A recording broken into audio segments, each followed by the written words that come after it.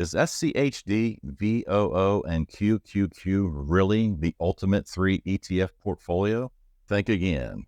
Sure, they've become the go-to trio for many investors looking for growth, stability, and income. But what if I told you there's a different mix that could blow this classic combo out of the water?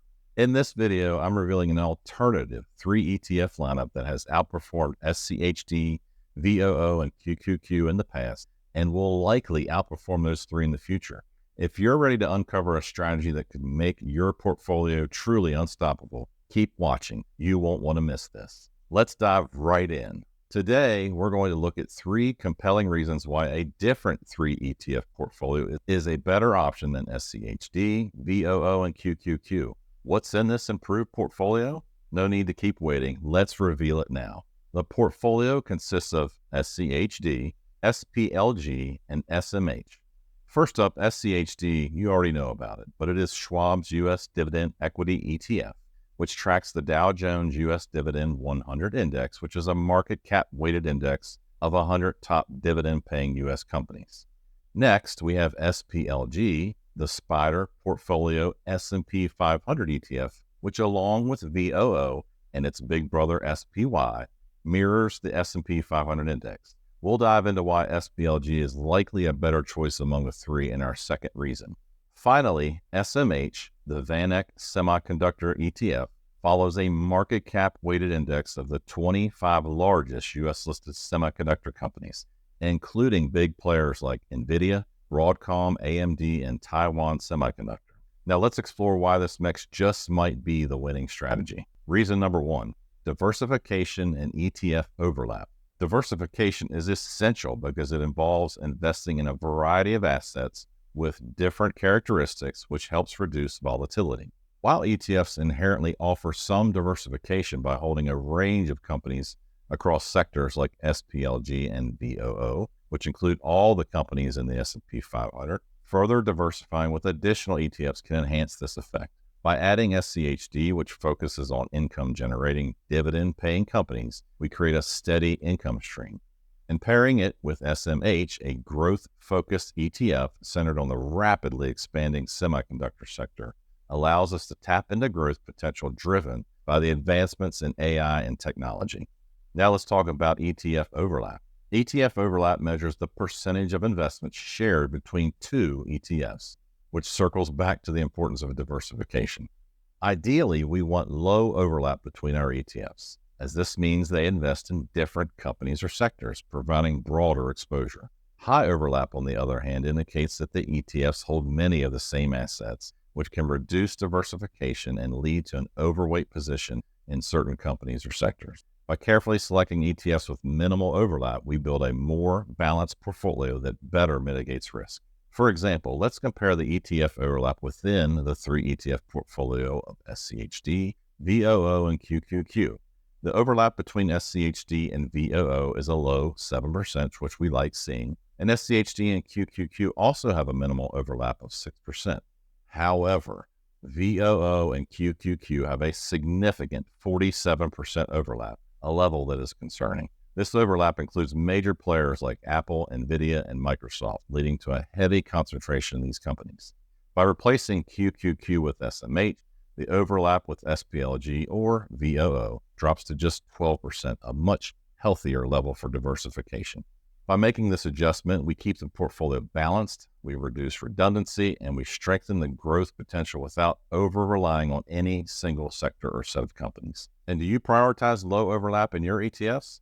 I'd love to hear your thoughts in the comments. And on to reason number 2, the expense ratio advantage. While the 3 ETF portfolio of SCHD, VOO, and QQQ is strong, there's room for improvement when it comes to VOO's expense ratio. And although VOO's fee is already impressively low at 0.03%, SPLG, which tracks the same S&P 500 index, offers an even lower expense ratio at 0.02%. If you're already invested in VOO or prefer Vanguard funds, there's no harm in sticking with it. However, choosing SPLG over VOO could save you a few $1,000s over 20 to 30 years, which is always worth considering. For me, anytime there's a way to improve returns, I'll take it.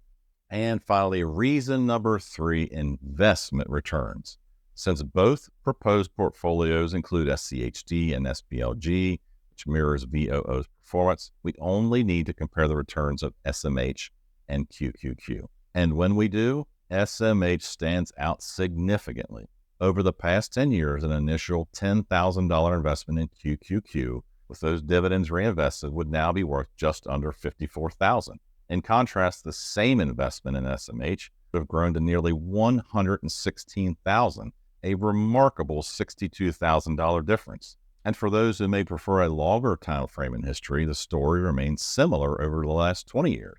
A $10,000 investment in QQQ would have grown to just under $163,000, while SMH would be worth over $224,000, still a substantial $60,000 advantage. This consistent outperformance by SMH highlights the growth potential of the semiconductor sector, making it a powerful addition to this 3 ETF portfolio. Were you surprised by SMH's returns compared to QQQ? Which one would you choose to hold long term? Drop a comment below with your take. Now that we've covered the 3 reasons why the 3 ETF portfolio of SCHD, SPLG, and SMH is a better combination than SCHD, VOO, and QQQ, let's discuss how to allocate these funds. The ideal allocation depends on factors like age and risk tolerance. Since SMH has a beta of 1.33, indicating it's more volatile than the overall market, younger investors might consider a higher percentage in SMH to capture growth potential. As you age, transitioning some funds from SMH into the more stable SPLG and SCHD may be wise. Quickly, let's clarify beta and what it is. It's a measure of volatility compared to the broader market.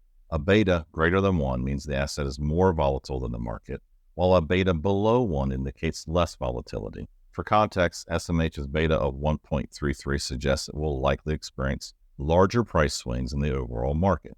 In contrast, SPLG has a beta around 1, and SCHD has a lower beta of 0.87, making it a more stable option. Here's a suggested allocation by age. For those in their 20s with a higher risk tolerance, consider allocating 50% to SMH, 40% to SPLG, and 10% to SCHD. If you're in your 30s, it might be time to reduce risk slightly by moving a little bit, say 5% or so from SMH to SPLG, which will result in 45% in SMH and SPLG, and still 10% in SCHD. If you're in your 40s, a further shift from growth to stability could be beneficial, so moving 10% from SMH and 5% from SPLG into SCHD may make sense. This would bring SCHD up to 20%, SMH down to 30%, and SPLG would be your largest investment at 50%. Once you're in your 50s, income generation becomes more important. So I would say shifting 5% from SMH and 10% from SPLG to SCHD would bring the allocation to 35% in SCHD, 40% in SPLG, and 25% in SMH.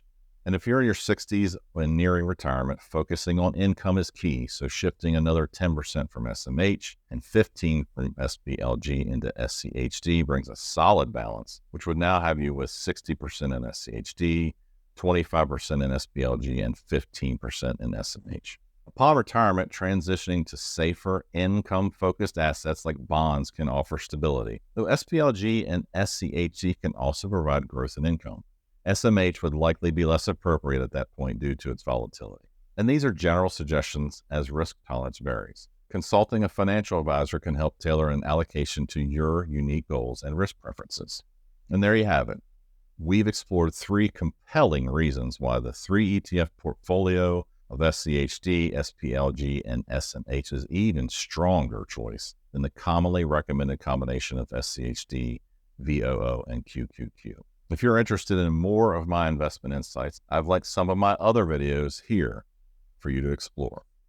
Let me know in the comments, are you invested in any of these ETFs?